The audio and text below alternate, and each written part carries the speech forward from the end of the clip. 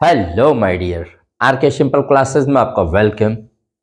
You know, simple classes का M ही है, target ही आप हर चीज़ को सिंप्लीफाई करना ताकि आप अपने गोल को पा सके। तो फर्स्ट ऑफ ऑल, आज 1 जनवरी और 2024 का फर्स्ट डे, पहला दिन। आपको इस नए वर्ष की बहुत सारी, ढेर सारी, lot of congratulations, happy new year. आपकी जो इच्छाएं हो पूरी भगवान करे इस साल हो जाए पूरी। इसी के साथ क्लास को स्टार्ट करते हैं। 1 जनवरी का जीके जीएस सीए का डेली डोज, जिसमें एमसीक्यूज भी रहते हैं और वन लाइनर्स भी रहते हैं। ओके, तो फर्स्ट ऑफ ऑल मैं आपको यहां शुरू करना चाहूंगा। तो पहला क्वेश्चन जो आज मैंने उठाया है कि घोल किस राज्य की राजकीय मछली अभी घोषित की गई है, बनी है, तो आप बताएं। ए में है राजस्थान, बी में है मध्य प्रदेश, सी में है गुजरात, डी में है महाराष्ट्र। इसमें कौन सा ऑप्शन है? इसमें ऑप्शन सी, ऑप्शन सी जो है यानी गुजरात। गुजरात सरकार ने अभी घोल को अपने यहाँ की स्टेट फिश घोषित किया है, राजकीय मछली घोषित किया है। इसको आप ध्यान रखेंगे। गुजरात की राजधानी गांधीनगर है, राजस्थान की राजधानी जयपुर है, मध्य प्रदेश की राजधानी भोपाल है और महाराष्ट्र की राजधानी मुंबई है। इनको राजधानी भी जानते रहिएगा। क्वेश्चन 2 देखते हैं। देश में दिव्य कला मेला का आयोजन कौन मंत्रालय कर रहा है? हालांकि मैंने कुछ दिन पहले पढ़ाया था। ए में है शिक्षा मंत्रालय, बी में है वित्त मंत्रालय, सी में है रक्षा मंत्रालय, डी में है सामाजिक न्याय एवं अधिकारिता मंत्रालय। इसका करेक्ट ऑप्शन इज डी, सामाजिक न्याय एवं अधिकारिता मंत्रालय। पूरे देश में दिव्यांग लोगों के लिए इसका 12वां संस्करण चल रहा है। तो दिव्य कला मेला का आयोजन हो रहा है, विभिन्न शहरों में हो रहा है, ताकि हमारे दिव्यांग भाई बहन, हमारे दिव्यांग लोग आर्थिक रूप से मजबूत और सशक्त बने। Very good question. Question number 3, Guyana की राजधानी क्या है? गुयाना एक देश है। तो इसके ए में है लुआंडा, बी में है जॉर्ज टाउन, सी में है कराकस, डी में है मॉस्को। तो इसकी राजधानी बी, जॉर्ज टाउन। गुयाना की राजधानी क्या है? George town. गुयाना जानते रहे दक्षिण अमेरिका का एक देश है। दक्षिण अमेरिका जो 13 देशों का एक समूह है, उसमें एक देश है कौन? गुयाना, जिसकी राजधानी जॉर्ज टाउन है। मैंने इसको क्यों बनाया है? ये न्यूज में इसलिए है कि यहां पर, और कराकस जो राजधानी है वो वेनेजुएला की है। मॉस्को जो डी में दिया गया राजधानी रूस की है। लुआंडा जो राजधानी है अंगोला की है। क्योंकि यहां पर एक एस्किबो, गुयाना का एक क्षेत्र है एस्किबो, जो उसके पास बहुत दिन से है, लेकिन उसका पड़ोसी देश वेनेजुएला, क्योंकि वहां पर एक अमेरिकी कंपनी ने तेल की खोज किया है, प्राकृतिक ईंधन की खोज किया है, हाइड्रोकार्बन के, तो उसके लेकर के वेनेजुएला जो है वो इस एस्किबो क्षेत्र पर कब्जा करना चाहता है, उसको लेना चाहता है। इसलिए एक तरह से टेंशन, एक तनाव उत्पन्न हो गया है। और जानते रहिएगा कि गुयाना को मिनी इंडिया भी कहते हैं दक्षिण अमेरिका में। क्यों? क्योंकि यहां बहुत सारे भारतीय रहते हैं, तो भारत की भी चिंता है। और जानते हैं जब कहीं तनाव होता है तो दुनिया फिर दो ध्रुवों में बढ़ जाती है। एक तरफ रूस और चीन हो जाते हैं, एक तरफ अमेरिका और फ्रांस और ये इंग्लैंड हो जाएंगे। तो ऐसा भी यहाँ भी कुछ देखने को मिल रहा है। वैसे भी अभी युद्ध चल रहे हैं इतने, तो इसको भी आप जानते रहिएगा। कारण क्या है? एस्किबो क्षेत्र और वहां मिलने वाले प्राकृतिक संसाधन। उसके बाद है क्वेश्चन 4, पर्सिया किसका पुराना नाम है? किस देश का नाम पुराना नाम पर्सिया है? यू नो, ए में है ईरान, बी में है इराक, सी में है पाकिस्तान और डी में है बांग्लादेश। तो यहां पर आप जानते रहिएगा ईरान, ईरान का पुराना नाम पर्सिया है, जो पर्सिया, इसी से देखो पर्सियन गल्फ, ठीक है। तो आप जानते रहिए ईरान को ही पर्सिया कहते थे। ठीक है, ईरान की राजधानी क्या है भाई? तेहरान। इराक की राजधानी बगदाद है। पाकिस्तान की राजधानी इस्लामाबाद है और बांग्लादेश की राजधानी ढाका है। पाकिस्तान को नहरों का देश कहते हैं। बहुत बार ये क्वेश्चन आया है कि विश्व में कौन सा देश है जिसको नहरों का देश कहते हैं, तो पाकिस्तान।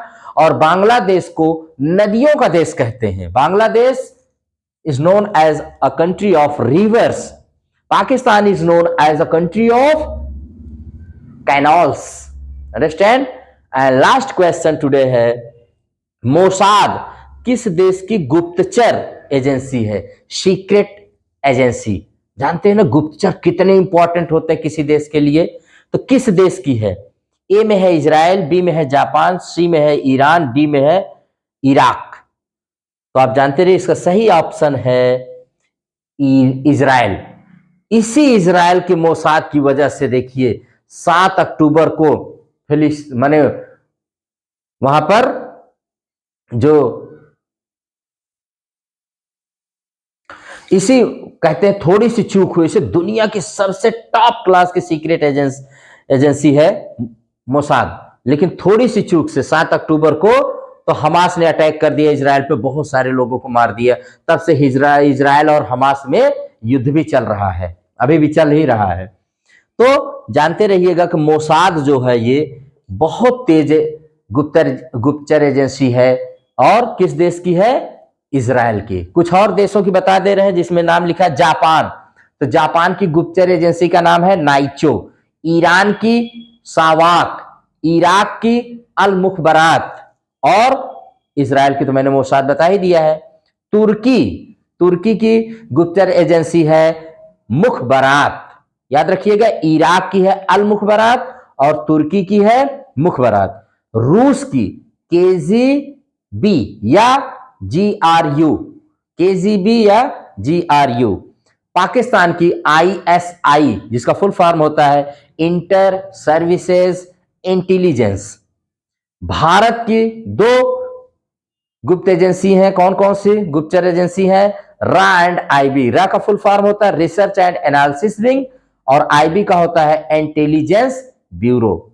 यूएसए अमेरिका की 2 है, एफबीआई और सीआईए। एफबीआई का फुल फॉर्म होता है फेडरल ब्यूरो ऑफ इन्वेस्टिगेशन और सीआईए का होता है central intelligence agency.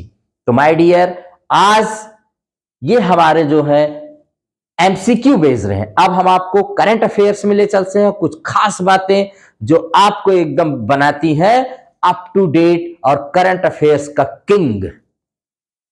Yes my dear, let us start today's current affairs. तो देखिए, CS राजन कोटक महिंद्रा बैंक के नए अध्यक्ष नियुक्त हुए हैं, आरबीआई ने मंजूरी दे दी है।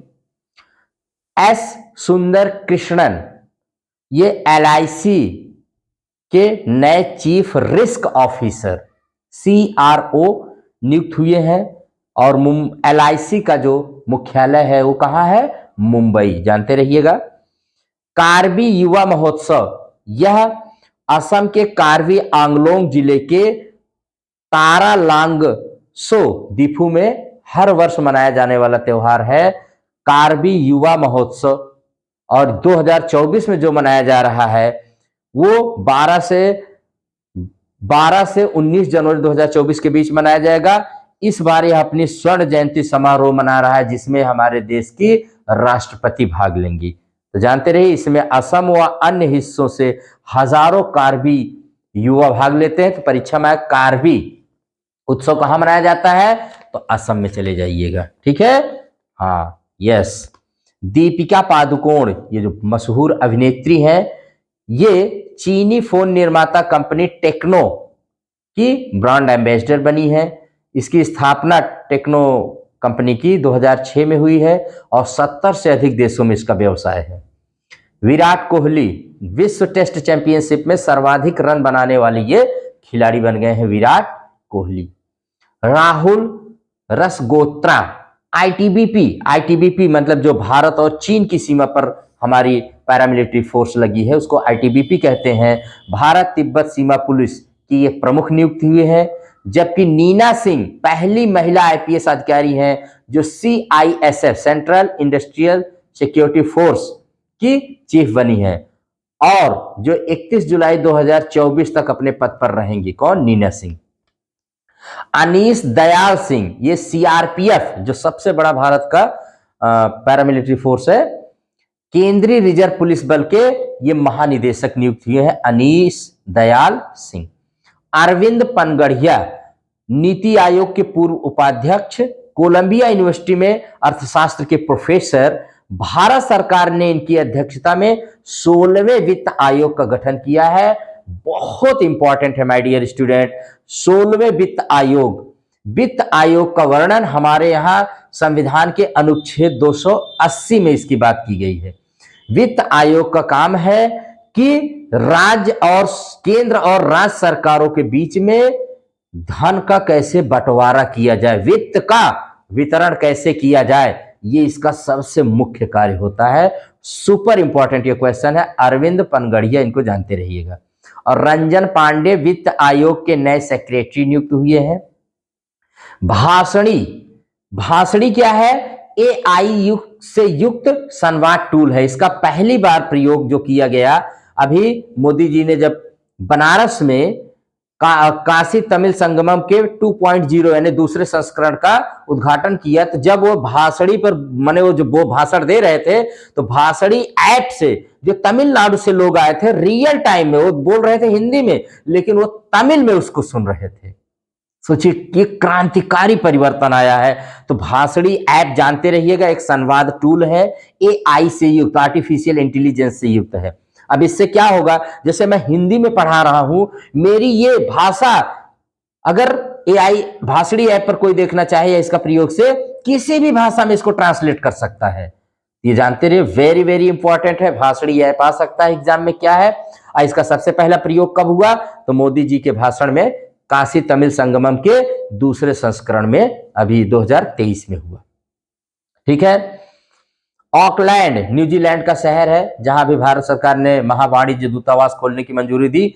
इसको इसलिए यहां पर बता रहे हैं कि 2024 को सबसे पहले हैप्पी न्यू ईयर इसी शहर ने मनाया है, जो न्यूजीलैंड का बहुत मशहूर शहर है ऑकलैंड।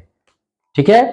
हालांकि उगते सूर्य का देश किसको कहते हैं? जापान को। अगर सूर्य के आधार पर नया वर्ष मनाया जाता तो जापान को मनाना चाहिए, लेकिन चूंकि यहां तो रात में ही दिन, रात में 12 बजे नहीं कि टाइम बदल जाता है, तो इसलिए ऑकलैंड ने सबसे पहले 2024 हैप्पी न्यू ईयर मनाया, नया वर्ष मनाया। डायरा, ये गुजरात की एक परंपरा है जिसमें लोग भाग लेकर लोक संगीत, लोक साहित्य, इस सब का आनंद उठाते हैं। डायरा के प्रसिद्ध कलाकार हैं भाई जगदीश त्रिवेदी जी, इनका मोदी जी ने जिक्र किया था। ये अपना सारा पैसा जो पाते हैं वो सोशल सर्विस में, सामाजिक सेवा में लगा देते हैं। जानते रहिएगा, डायरा याद रखिएगा। भारत सरकार के गृह मंत्रालय ने जम्मू कश्मीर के तहरीके हुर्रियत पर, इसको गैर सरकारी संगठन घोषित कर दिया, इस पर बैन लगा दिया है। क्यों? क्योंकि यह देश विरोधी, राष्ट्र विरोधी गतिविधियों में शामिल था और इस्लामी राज्य स्थापित करना चाहता था। बीते 4 सालों में यह 5वां ऐसा संगठन है जिस पर भारत सरकार ने बैन किया है। इससे पहले Jamaate Islami Kashmir, Jammu Kashmir Liberation Front, Jammu Kashmir Democratic Freedom Party, Muslim League Jammu Kashmir, Masarat Alam गुट, इन सब पर बैन लगा चुकी है। और ये 5वां था तहरीके हुर्रियत। किसके तहत लगाती? तो मैंने आपको कई बार बताया है, UAPA unlawful activities protection act के तहत 1967 धारा 3(1) के तहत इस पर प्रतिबंध लगाती है, जो भारत सरकार को यह शक्ति देता है कि किसी संगठन या व्यक्ति को आतंकवादी घोषित कर सकता है अगर उसको ये लगता है कि ये हमारे राष्ट्र विरोधी गतिविधियों में शामिल है और देश की एकता और अखंडता के लिए वो खतरा है।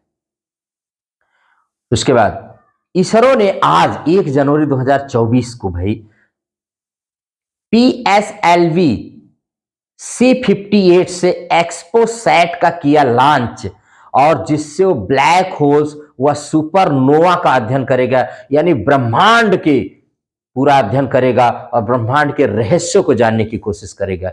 ये भारत का पहला प्रयास होगा। तो पहले एक्सपोसैट का फुल फॉर्म याद कर लीजिए, एक्सरे पोलरीमीटर सैटेलाइट, एक्स से एक्सरे, पी से पोलरीमीटर और सैट से सैटेलाइट होता है। आप जानते हैं कि भारत ने चंद्रमा के लिए 3 मिशन चंद्रयान 1, 2, 3 लगा के चंद्रमा की दूरी नाप ली, समुद्र की गहराई नापने के लिए समुद्रयान और सूर्य का अध्ययन करने के लिए आदित्य L1 छोड़ चुका है, और अब अंतरिक्ष की ऊंचाई नापने के लिए गगनयान छोड़ना बाकी है, और शायद वो भी बहुत ही जल्द सपना पूरा हो जाएगा। तो जानते रहिएगा किस रॉकेट से छोड़ा गया है, PSLV C58 से। क्या छोड़ा गया है, एक्सपोसैट। क्या मतलब है, ब्लैक होल्स व सुपरनोवा या ब्रह्मांड के रहस्यों का पता लगाना। अनाहत सिंह ने एडिनबर्ग में आयोजित गर्ल्स अंडर 19 स्पर्धा में स्कॉटिश जूनियर ओपन स्क्वैश 2023 का खिताब जीत लिया। दिल्ली की है अनाहत सिंह, जानते रहिएगा। फाइनेंस कमीशन मैंने आपको बता ही दिया है my dear students. Yes my dear. तो 15वां वित्त आयोग जान लीजिएगा, इसकी स्थापना 27 नवंबर 2017 को हुई थी। वित्त आयोग को सिफारिश देने में लगभग 2 साल लग जाते हैं, और अनुच्छेद 280 के तहत वित्त आयोग का गठन किया जाता है। हर 5वें वर्ष या उससे पहले किया जाता है। मन की बात, कल मोदी जी ने 108वां और साल का अंतिम दिन, और ये मन की बात का भी तो मन की बात क्या है, एक रेडियो मासिक कार्यक्रम है। हर महीने के अंतिम रविवार को दिन में 11 बजे मोदी जी मन की बात करते हैं। तो कई उसमें है, तो पहला एपिसोड मोदी जी ने इसका 3 अक्टूबर 2014 को बोला था। 2 जून 2015 से इसको 30 मिनट हो गया, पहला वाला 14 मिनट था। 30 अप्रैल 2023 को इसका 100वां एपिसोड पूरा हुआ था, और 26 नवंबर 2023, अभी जो पिछले महीने मनाया था नवंबर 2023 में, वो मुंबई के 26/11 हमले को समर्पित किया गया था। इसका प्रसारण 23 भाषाओं और 29 बोलियों सहित 11 विदेशी भाषाओं में इसका ब्रॉडकास्ट किया जाता है, जैसे फ्रेंच, पश्तो, चाइनीज। इसको आप अच्छे से जानते रहिएगा। देश के गृह मंत्री और सहकारिता मंत्री अमित शाह जी ने गुजरात के गांधीनगर में NCDFI, हालांकि NCDFI का जो मुख्यालय है वो गुजरात के आनंद जिले में इसकी आधारशिला रखी। वो थे गांधीनगर में, लेकिन ये खुलेगा कहां, आनंद जिला। और आप जानते हैं कि दुग्ध के मामले में भारत विश्व में प्रथम स्थान पर है। तो ये थे आज के करंट अफेयर्स माय डियर। आप पढ़ते रहिए इसी जोश के साथ, मैं आपको पढ़ाता रहूं पूरे होश के साथ। आपको फिर से एक बार इस नए वर्ष की मंगल कामना। आपका लक्ष्य स्पष्ट हो, आप अपने लक्ष्य को पाएं। थैंक यू, और आप इसको सब्सक्राइब करें।